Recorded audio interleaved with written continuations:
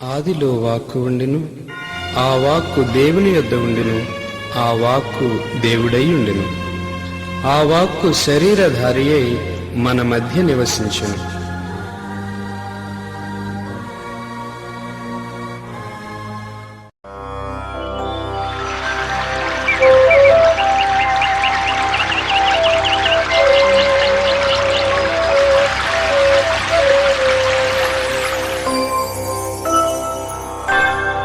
దైవ ఉనికిని చాటు నిబంధన మందసమా, దైవ వరములనిచ్చు దీవెన పాత్రమా, సకల వర ప్రసాదములనిచ్చు పరిశుద్ధాత్మమా,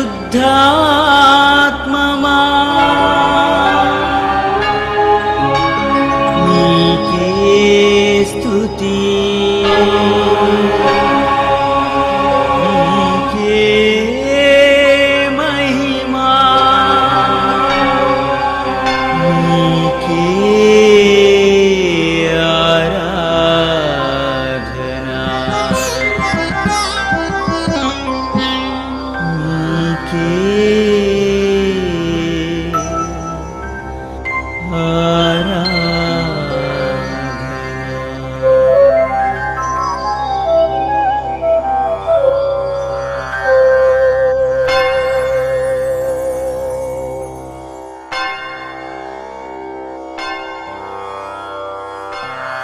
నిబంధన మందసమను ఈ ఆధ్యాత్మిక కార్యక్రమాన్ని వీక్షిస్తున్న మీ అందరికీ శుభాభివందనాలు.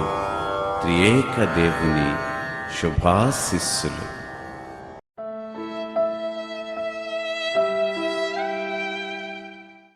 ప్రభుని యందు ప్రియులకు సహోదరి సహోదరులారా, కొద్ది రోజుల్లో మనము శ్రమల దినాలలో కానీ తపస్కాలంలో కానీ ప్రవేశిస్తాము.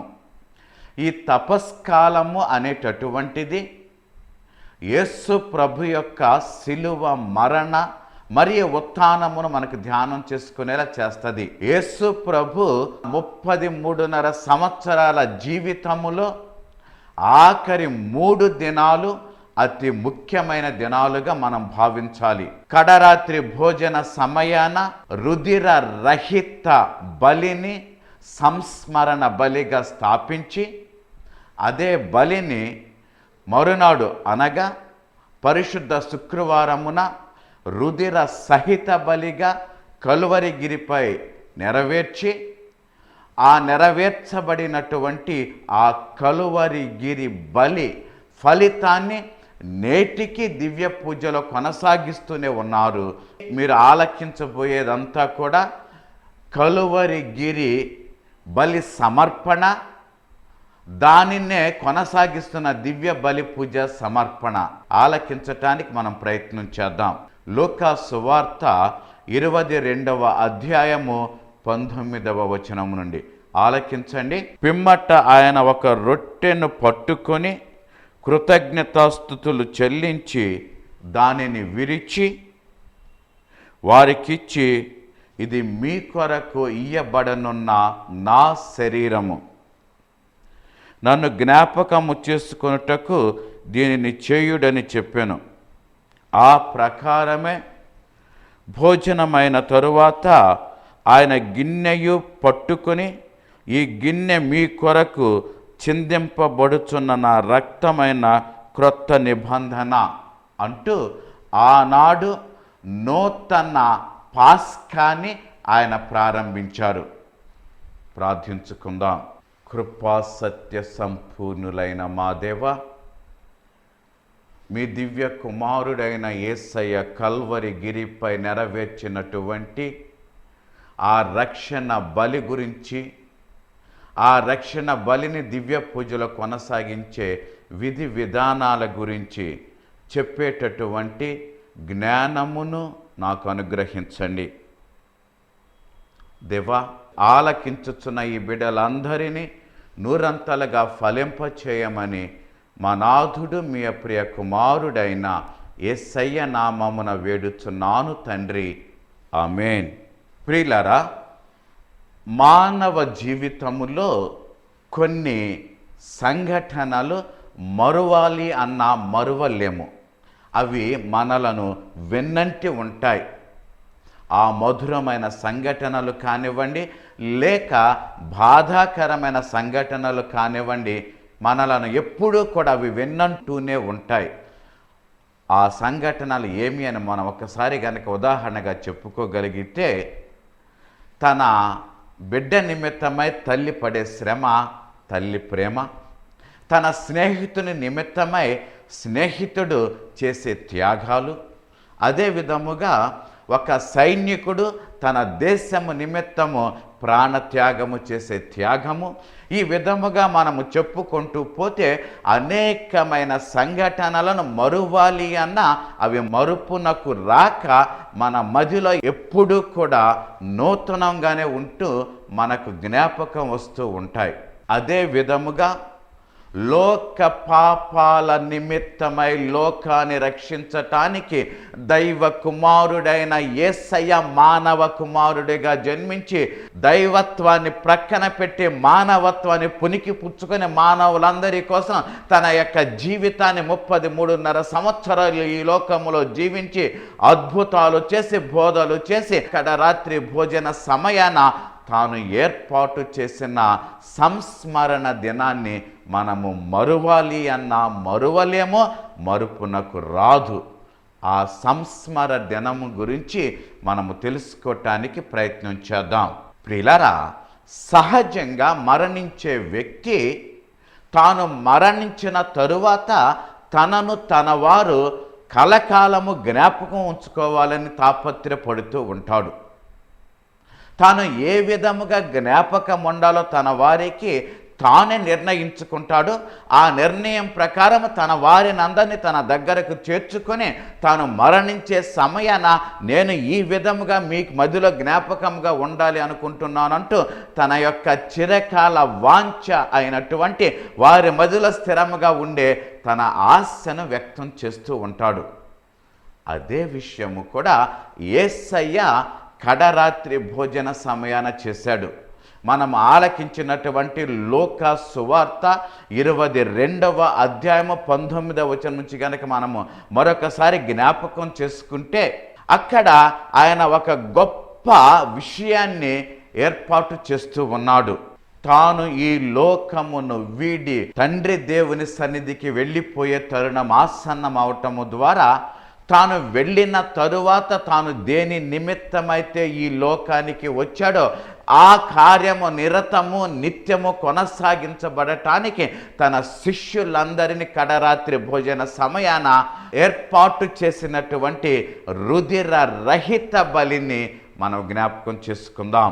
అప్పరసాలను తీసుకొని ఇది నా శరీరము, దీనిని మీరు భుజించండి అంటూ ద్రాక్షారసముతో నిండిన పాత్ర తీసుకొని ఇది నా రక్తము, వీరు దీని నుండి పానము చేయండి అంటూ ఇది అనేకుల పాప పరిహారార్థమై చిందించబడుతున్న నూతన నిత్య నిబంధన యొక్క నా రక్తపు పాత్రం అంటూ ఒక నూతన నిత్య నిబంధనని ఆ రాత్రి తన శిష్యులతో ఏర్పాటు చేసి తన మరణానంతరము కూడా అంటే మరునాడు ఏదైతే రుధిర రహిత బలిగా ఏర్పాటు చేశాడో అపద్రాక్ష రసాలు తీసుకొని అదే స్థితిని రుధిర సహిత బలిగా కలువరి గిరిపై తన ప్రాణార్పణము చేశాడు.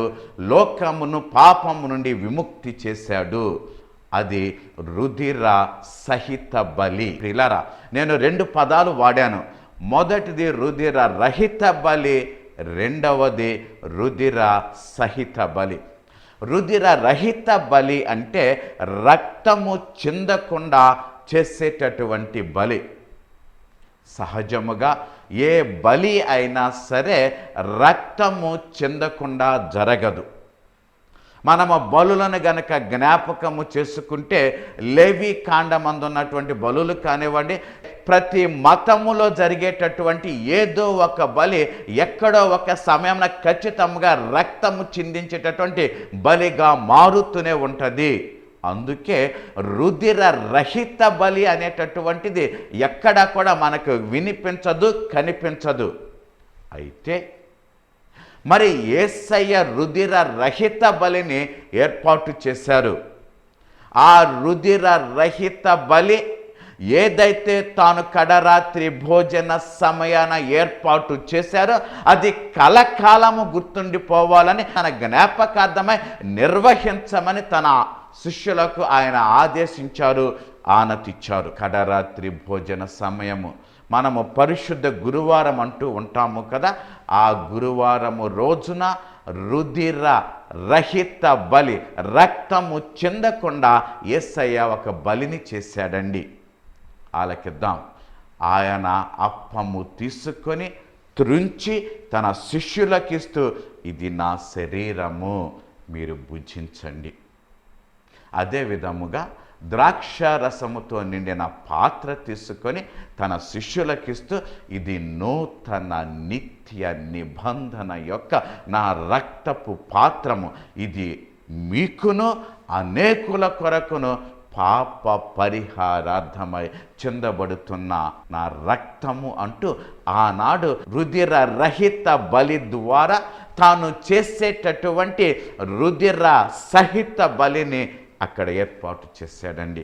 ఏర్పాటు చేసి తనను లోకాంత్యము వరకు కూడా ఈ రుధిర రహిత బలిని చేస్తూ జ్ఞాపకం చేసుకోండి అంటూ ఆయన ఆనాడు ఆదేశించారు.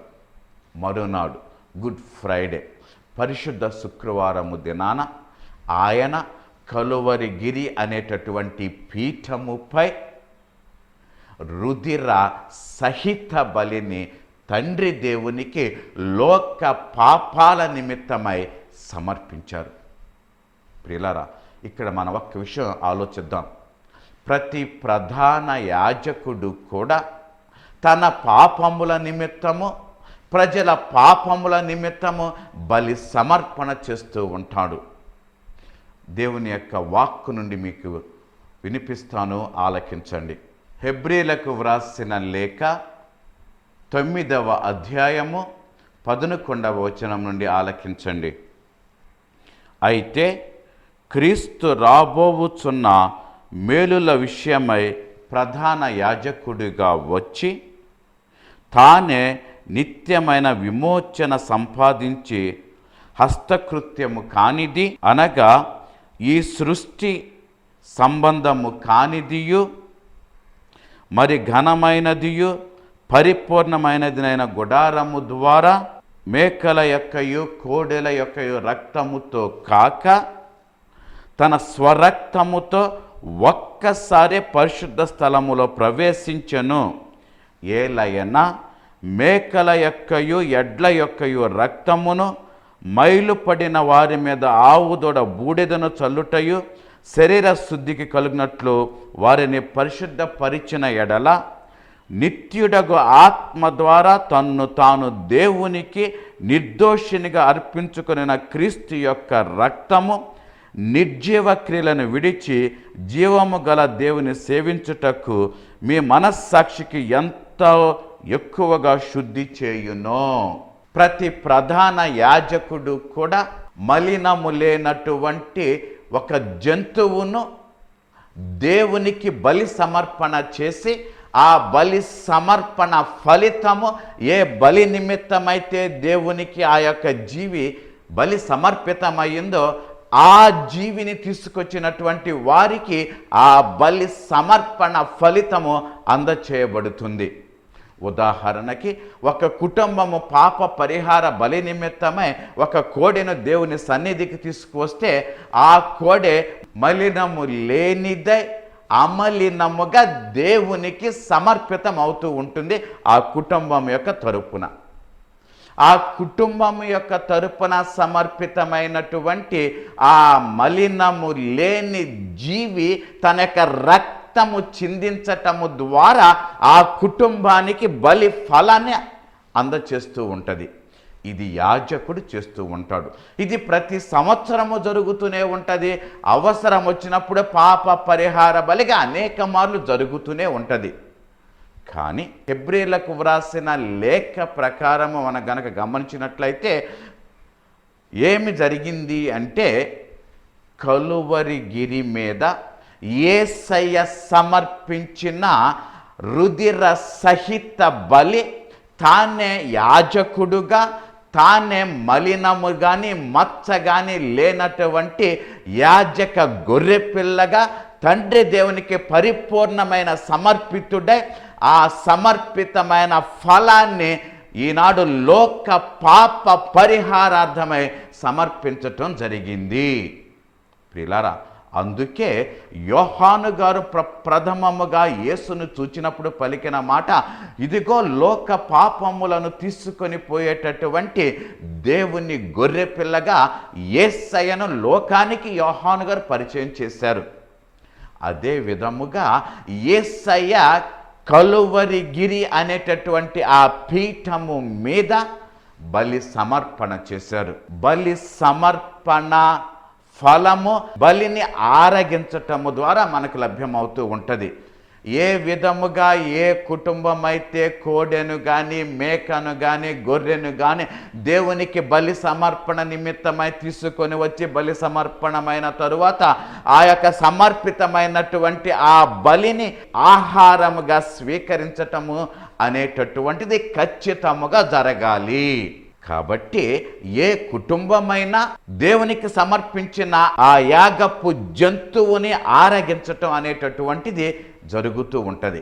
ఇక్కడ యేసయ్య లోక పాప పరిహారార్థమై తానే యాజకుడై యాజక బలి అయి సమర్పించిన ఆ బలి తండ్రి దేవునికి ప్రీతికరమైనదిగా, మరి ప్రీతికరమైన ఆ బలిని ఆరగించవలసినది మనము.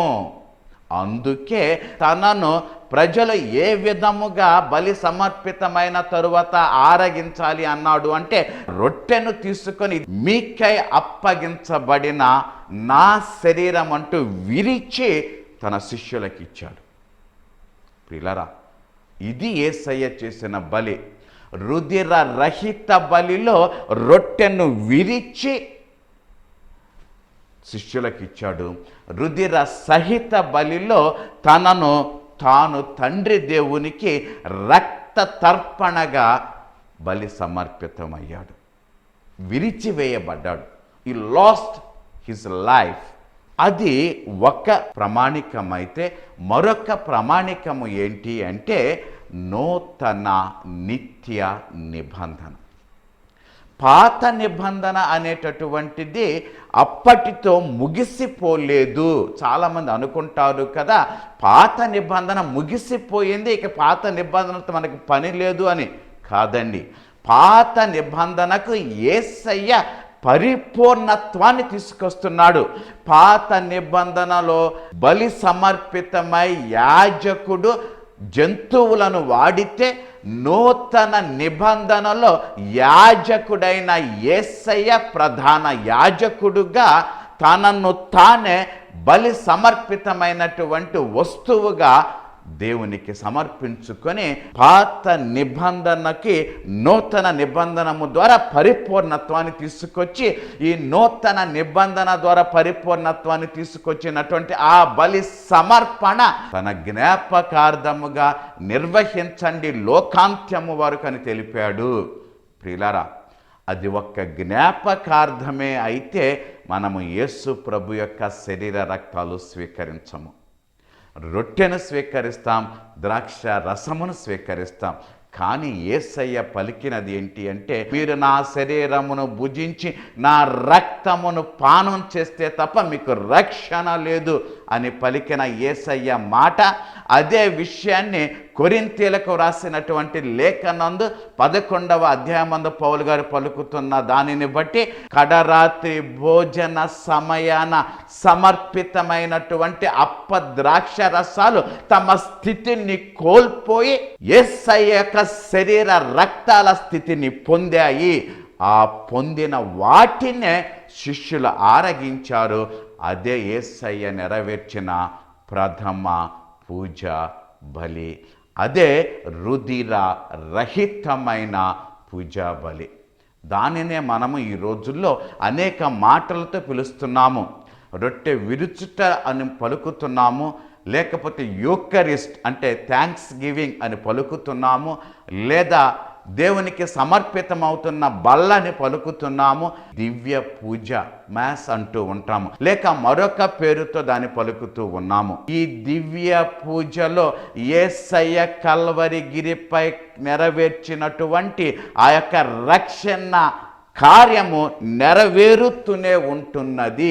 అలా నెరవేరితేనే, అలా బలి సమర్పితం అవుతూ ఉంటేనే యేసయ్య రక్తము, యేసయ్య శరీరము అప్పద్రాక్షాల రూపమున మనము స్వీకరిస్తాం.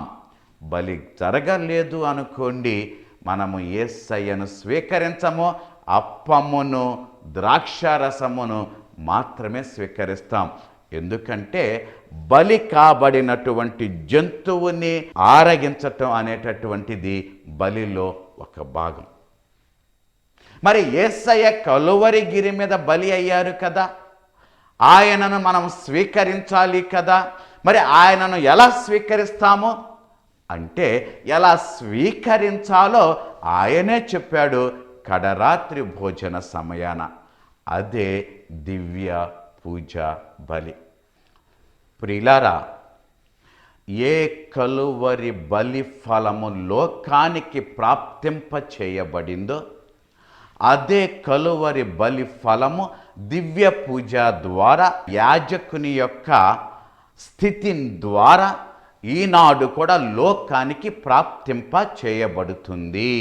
ఆనాడు కలువరి గిరి బలికి యాజకకర్త, యాగకర్త యేసయ్య అయితే, ఈనాడు దివ్య పూజ బలికి యాజకకర్త గురువు.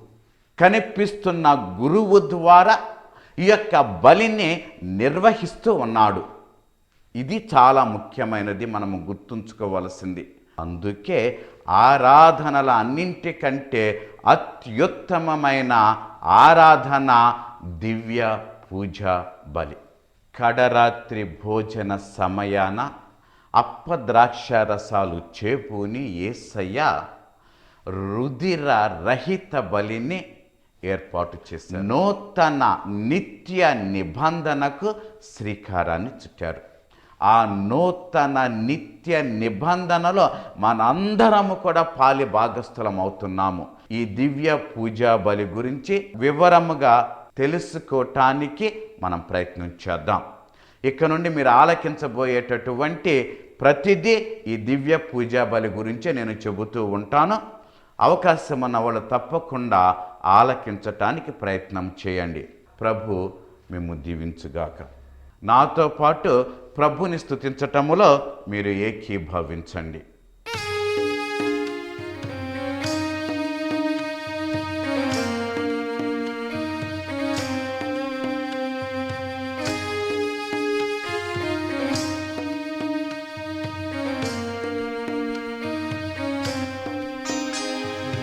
మరువను యేసయ్యా, నిన్ను మరువను యేసయ్యా, నిన్ను మరువను యేసయ్యా, నిన్ను మరువను యేసయ్యా. నాలో ప్రాణం ఉన్నంత వరకు, నాలో ప్రాణం ఉన్నంత వరకు నిన్ను మరువనయా, నిన్ను మరువనయా. ప్రేమ స్వరూప ప్రాణనాథ నిన్ను మరువనయా, ప్రేమ స్వరూప ప్రాణదాత నిన్ను మరువనయా.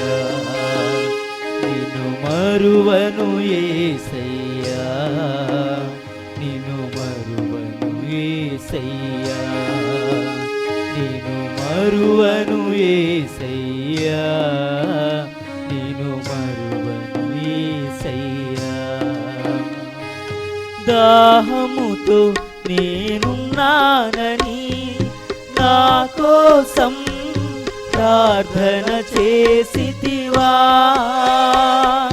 దాహముతో నేనున్నానని నా కోసం ప్రార్థన చేసితివా. నా ఆత్మను రక్షించాలని ప్రార్థన చేసితివా. నిన్ను యేసయ్యా, నిన్ను మరువను యేసయ్యా, నిన్ను మరువను యేసయ్యా, నిన్ను మరువను యేసయ్యా. బలహీనుడనై ఉన్న నన్ను బలపరచా వచ్చితివా దేవా. బలహీనుడనై ఉన్న నన్ను బలపరచా వచ్చితివా దేవా. నా కృపా నీకు చాలని పలికిన నీకే స్తుతి మహిమా. నిన్ను మరువను యేసయ్యా, నిన్ను మరువను యేసయ్యా, నిన్ను మరువను యేసయ్యా, నిన్ను మరువను యేసయ్యా. నాలో ప్రాణం ఉన్నంత వరకు, నాలో ప్రాణం ఉన్నంత వరకు నిన్ను మరువనయ్యా, నిన్ను మరువనయ్యా. ప్రేమ స్వరూప ప్రాణదాత నిన్ను మరువనయ్యా.